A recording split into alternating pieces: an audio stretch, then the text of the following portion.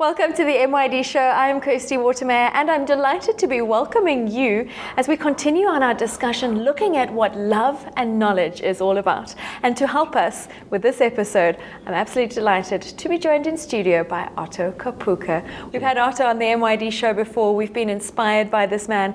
Otto is a motivational speaker. He's many things, but he's a motivational speaker and he's also here because he's recently launched a book. He is also a Namibian author and we're really proud of you. Well done, Otto. Thank you very much, Kirsty. I think it's good to add another title to the many other things that I'm doing, and this time around is being an author. So it's really an amazing thing. Absolutely. Yeah. But you really have got a very dynamic life and career, and such a go-getter because you're a business owner and you're a consultant, and you do motivational speaks and you do training and you do such important work in community development. And now as well to have brought out this incredible book that is, I'm going to just show our viewers right now, Unleashing and Honoring Your Invisible Contract. So it's a book that's really looking at how do we develop ourselves. And so important. Yeah. The excitement is still just also being unleashed out now. The fact that the book is coming, the book came out. I do know that there are people who are sharing the same experiences that I've went through. Some of them have overcome. Some of them are still struggling. But I also just wanted to say, you know what? This author that you see that is doing so much work in community, it's not just as easy as people think. It's just waking up and then go. The book will tell you everything. The book will tell you where I'm coming from, the struggles that I went through even to date, only now that my parents have accepted exactly what I'm doing, because my mother is also part of the agents that are selling the book back home. So that's, for me, that's a happy moment finally, that I can freely do what I was destined to do without anybody questioning me, without anybody asking me how much are you getting paid, without anybody, you know, all these questions that comes in society, if whether it pays the bill, whether even if it doesn't pay the bill, so what? I'm developing people, and other people are paying their bills through what I'm doing to them. So that's the beautiful part of this specific masterpiece. And also you mentioned as well, it's developing people, but it's also it's living with your purpose and working in your purpose for life. And that's often difficult to do because sometimes our purpose can take us off on a path that isn't always an easy path to follow. But if we don't follow it, it'll eventually destroy us. I think there are two sides of the story. One of the story is that a person who is not living a fulfilled life, who is stressed in their work, who is not looking forward to the day, who like, okay, end of the month is only when they're smiling, and all these other negative feelings that they experience January to December and 5-10 years to come, this person is still just suffering. And the other side of the story is a person who perseveres through to make sure that they overcome all the challenges and circumstances that is within the journey for them to find life fulfillment. For me, the end product of each and every single day matter most. If I speak to somebody and I have given them an insight, or I have given a different perspective to them, and this person is able to reach a point in life where they can like, aha, so if I do this, then I'll be happy.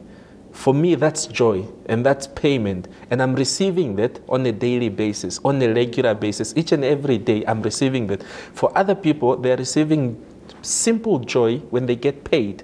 Now, I'm going to work so hard until I become successful at what I do, then I get paid for that, but also on top of that, I get joy and life fulfillment. Isn't that awesome? Absolutely awesome. Incredible. So Otto, take us back a little bit. Let's start off with that you've become this incredible motivational speaker and author, and this incredible man that's doing such important work. But where did it all start off? Where were you born? I was born in Oradea village. It's a village in Umsati region. A lot of people were surprised because I grew up looking after cattle. This is not a joke. This is what I used to do. Even if you speak to my mother now, she'll confess that she'll chase me to school, and I'll be given food in a kabaki, but I'll hide somewhere and then come back. Every Friday, if they cannot see me, they don't have to get worried because there's only one place. I'm at the cattle post. And that's it. And so I schooled at Engarashe Primary School where, you know, things didn't go well. My teacher, my mother was the principal, at the same time my teacher. I was just like, let's just go to school. Let's do this thing. And therefore I failed grade 3. There's that wheelbarrow system where you are pushed to the next grade. I went to grade 10. I failed grade 10. I repeated. I passed with 24. Moved to grade 12. I passed. Did I pass 24 in grade 12? I don't think I passed. So I moved to Windhoek. That was in 2015. I did NAMCOL, 2 subjects. 1 subject improved. The English did not improve. 2016. Again, the same story. I did English, and finally I got a D. And with that D, my sister, one of my elder sisters, said, no, but there's a course at UNAM called Adult Education and Community Development. I registered for my diploma, and from there, 2007, 2008, I finished. And all of a sudden, things started changing a little bit because I was failing in secondary school and combined school.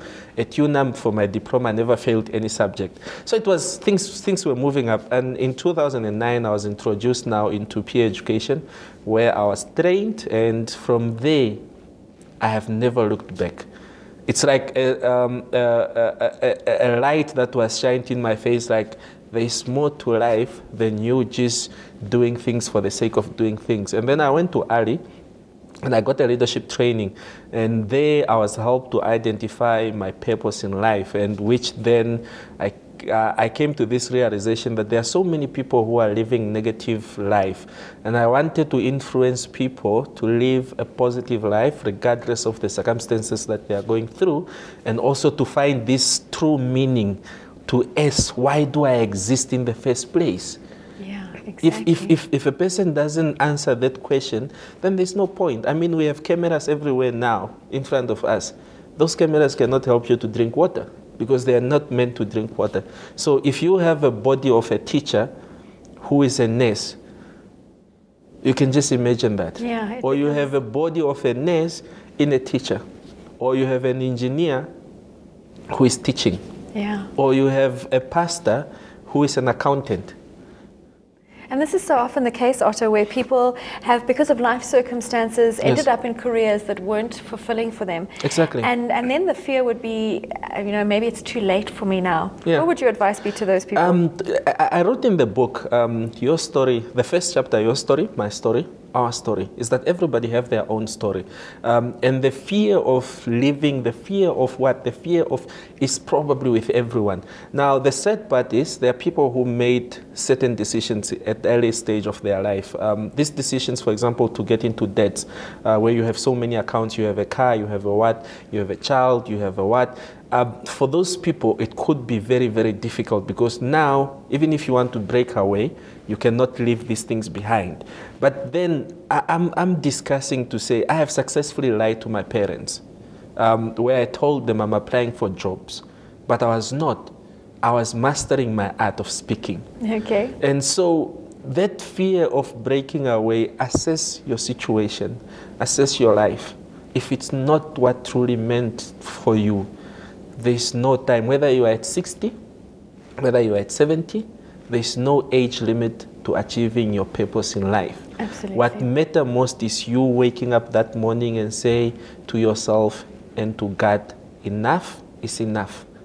I'm now going to chase my existence, the reason why I'm on earth. Because it's also that when people are working in that space where they're happy, well, they become happy because of the fact that they're doing what they're purposed to do, and then the world becomes a better place. Exactly. And again, I think there's a quote that I quote in my book that says, our world or our lives are made easier by other people's art. Are you making other people's life easier with your art? Yeah, that's a When you go to a garage, you are frustrated because your car is not functioning well. What do you need? You need a mechanic. As soon as he's done, he brings smile into your life. Yeah. When you go to a doctor, you are so sick and you don't even have hope. Oh my God, I'm going to die and all these things. And the doctor has the passion of treating people and making you feel good. What does that happen when you get to the hospital? When you walk out of the hospital, you have hope that you are going to heal and you are going to continue with your life again. Yeah. So that is art. And earth without art is just air. There's nothing. Exactly. So that's that's put us in a good position to say, when you identify it, you need to master it. When you master it, people are still going to pay you as opposed to the money that you waited doing something that you truly don't love. Absolutely. Some really good advice there, and important for all of us to have a look at our own life. And as you said in the beginning, it's to ask, who am I? And to ask that question, because there's going to be a different path that you'll be taken on. Perhaps it won't be that you get to work in your passion, but at least by understanding who you are and what makes you excited for life, you can start doing things like it can still be your hobby. You can still contribute in a space that is your passion. Yeah. I mean, if you look at, for example, churches, they have groups of youth, group of elders, group of what. That's a good platform for you to curb what you're supposed to be doing. If you cannot get it in society, at your working environment, wherever it is, there is places in society that either you can create or it was already created by other people. You have schools. I always tell people, let's look at the school failure rate currently.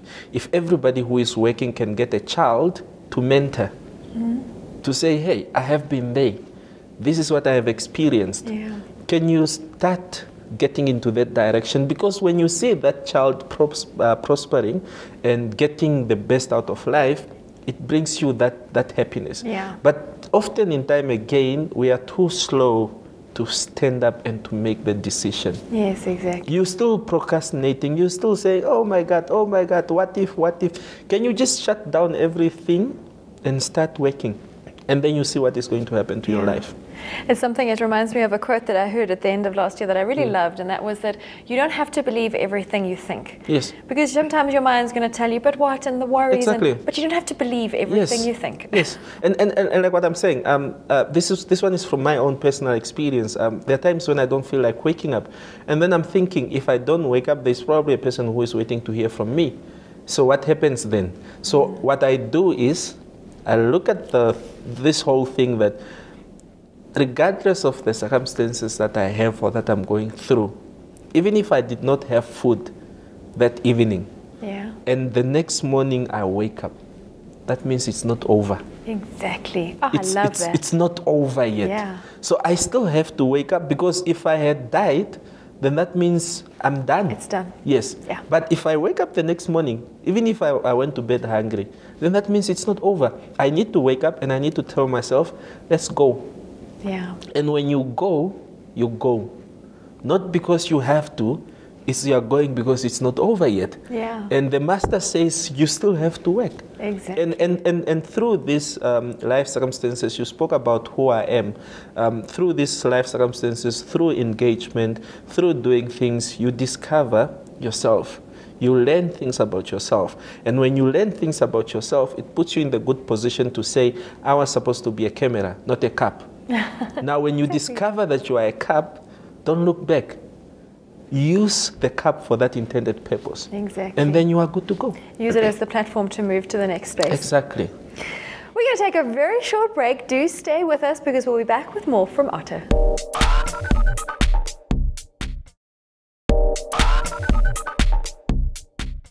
Welcome back to the MYD Show. I'm Kirsty Waterman, and I'm sitting down with Otto Kapuka, motivational speaker and author, amongst many other things. And we're talking about his recently launched book, but also our series being Love and Knowledge. We're going to go there right now, Otto.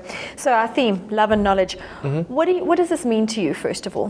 What it means to me, first of all, is the fact that when you have love and knowledge, I believe when you have knowledge, then you are able to know things. It's something, it's information. Information about yourself, information about your community, information about your country, information about the world that you live in, and almost information about everything. And I always feel, or I always felt that if somebody is struggling with something, whether you are struggling with a relationship, you are struggling with at work, you are struggling with what you are struggling, whatever that you're struggling with, it could be lack of knowledge. And when you acquire knowledge and you put into practice, then a whole lot of other things comes. And one of the things that comes is love. Absolutely. Love for yourself, love for the people around you, love for what you do, love for, you know, you cannot finish counting, because why? you have an understanding. Exactly. And I think, let's look at these three words also. You have knowledge, and then you have understanding, and then you have wisdom. Yeah. Those three, if a person can have them and keep them, there's no way that they can go wrong. Absolutely. Because now, if you have knowledge only, a lot of our community members and people in the country or wherever have enough knowledge. But why are we still suffering? It's probably the absentia of the other two, which is understanding and wisdom. Yeah. Wisdom, knowing the right and wrong and still doing what is right. Yeah. If you know that loving yourself is the right thing to do, you cannot go and end up not loving yourself. Yeah. Yeah, absolutely. Because and there'll become no more excuses. Exactly. There are no excuses. It does not make any sense. If you know that you are supposed to do something that you truly love, and you have the knowledge, you have the wisdom, then the end product is doing what you truly love. Exactly. Otto, how would you say that self-love can empower communities? Everything that we want to give to other people starts with ourselves. If you know that harming yourself is danger and it's painful, then you know you cannot harm the other person. And that's now the thing to say. When you love yourself, not just the things that we write on Facebook and social media and parading it everywhere in our rooms, love yourself first and all these things. We're talking about if you have a big nose like mine, you love that nose because it's yours. If you have big feet, whatever that you have, you accept it and you know this is me. And it's not going to change because there are things that we have control over and things that we don't have control. There are things that we can change and there are things that if you have to go for surgery, it's just going to inflict more pain on you. So when you love yourself, it becomes easier for your cup to overflow to other people. Exactly. Whether your kids at home, whether your husband, whether your wife, and everything else. But now we have people who are full of insecurity. There are people who are hating. There are people who went through all sort of damages in their life that when they see other people, it's a true reflection of who they are.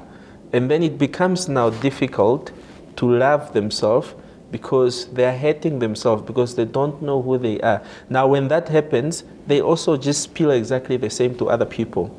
Yeah. So when you truly, truly, truly love yourself, your cup that you are having inside, it overflows to other people. And that's how it extends out to our families and to our communities. Exactly. Yeah, exactly.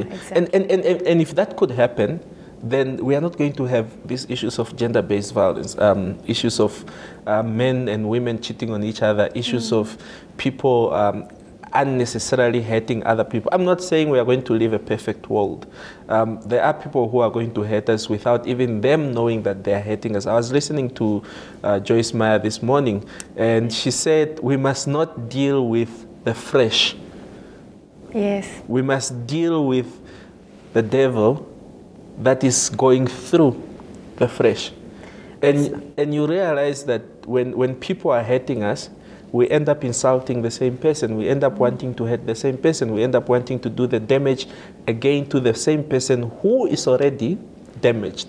Yeah, yeah. And it's so interesting, as you said now, it's so often that's what we fall back on. We go straight into the flesh. We forget all the other levels. Yes, exactly. And even in just our self-judgment, as you were mentioning in the beginning, is knowing that the flesh is just what cages, what keeps our spirit. Exactly. And the fact that we're all unique makes it really beautiful. Exactly. Even with our flaws, it makes it special. It makes us. And that's how we grow. And that's exactly how we grow. And I always tell myself that, you know what, everything that I'm going through, everything that other people are doing to me, let's keep it coming. Because I'm not going to deal with the person, him or herself.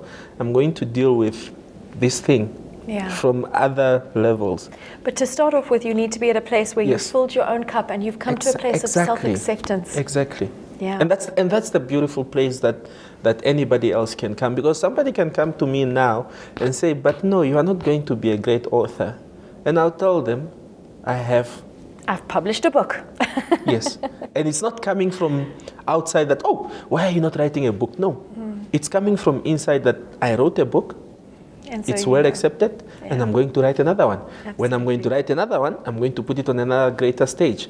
If you come to me and say, no, but you are not, which I have been told before, when I did peer education back then, you would do peer education in classes and the kids would be laughing because of my English. And if I did not go through the process, where to the point that it's not about the English, it's about the message. Exactly. That I'm giving away. And people have laughed and people have said all things. But when I'm looking at the space where I am now, if I would have given into what people had said, I wouldn't be a motivational speaker. To that extent, being an author. But I believed in myself. I accepted myself. Probably I did not speak proper English because of the background where I'm coming from, but my background does not define my ability. Exactly. It doesn't. Yeah. So why must I worry about what people are saying when I truly know what I have? Exactly. And the fact is that people are going to say things anyway. Yes. It doesn't matter what you do, they're going Yes. to find something to say, Yes. which is another reason to just get clear on who you are Yes, and exactly. accept yourself. Yes, because also that puts you in the position that when they are saying things, you filter. Yeah. You filter what's working for you, Yeah. that is going to build for you, and that is not going to build for you. A farmer, when they have a mango, they know they are going to get mangoes. A mango tree, they know they are going to get mangoes.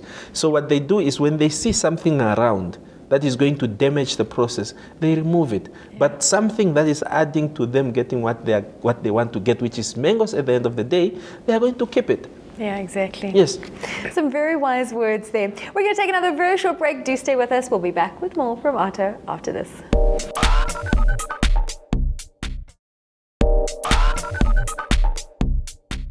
Welcome back to the MYD Show. I'm Kirsty Watermere and I'm in studio with Otto Kapuka.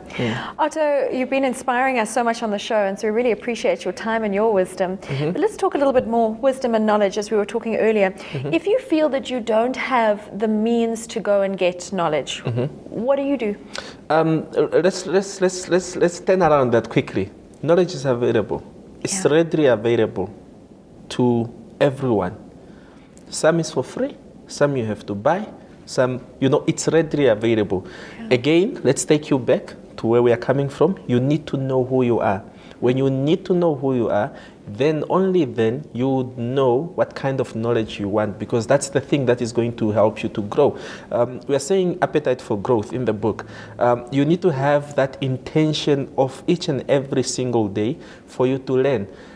Where do you get knowledge? Where do you get wisdom? Where do you get understanding? You get in a taxi driver. You are struggling with finances. The taxi driver know how to manage their finances better. Have a conversation. Exactly. For free of charge. You have a security guard at your workplace. Yeah. And you clearly know these security guards probably get 700 a month. You get 15,000, but they are not complaining about money.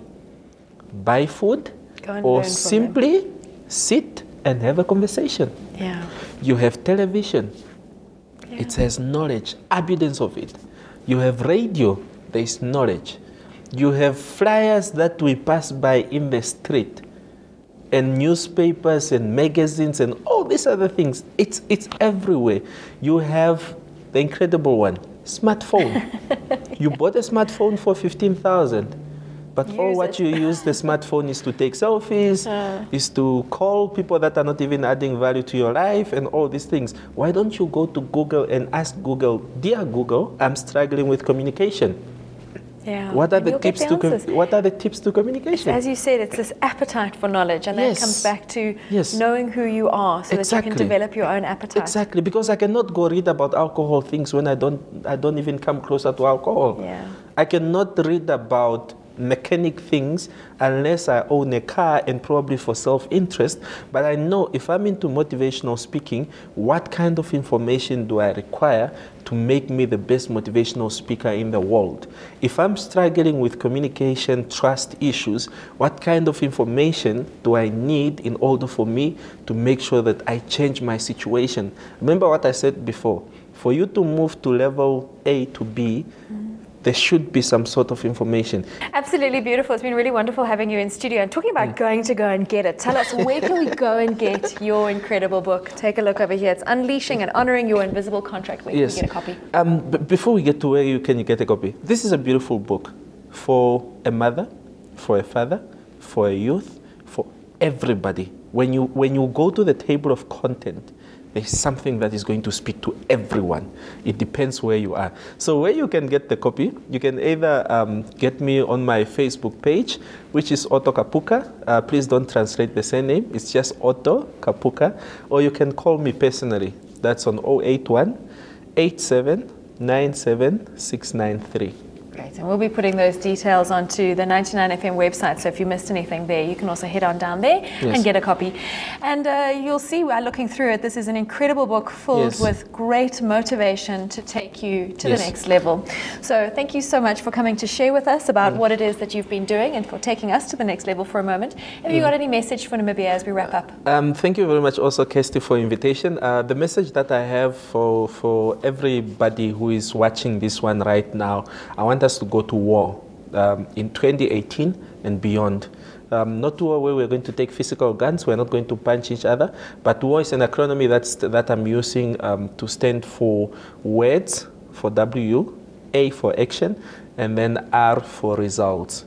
So what I'm trying to say is we have all the awesome words in plans, in our computers. We have all these awesome projects that we want to do, that we have been wanting to do for 5 years, and probably some of us are delayed millionaires because of those words. So what I want you to do is to take your words and put them into action in order for you to achieve your desired results. Absolutely beautiful. Excellent words of wisdom right there, and something great to live by. Thank you so much for coming to share with us, Otto. Thank you too. And thank you for joining us. It's been wonderful being in your company once again. So from me, Kirsty Watermere, until we meet again, remember, it begins and it ends with love, because love is what you are.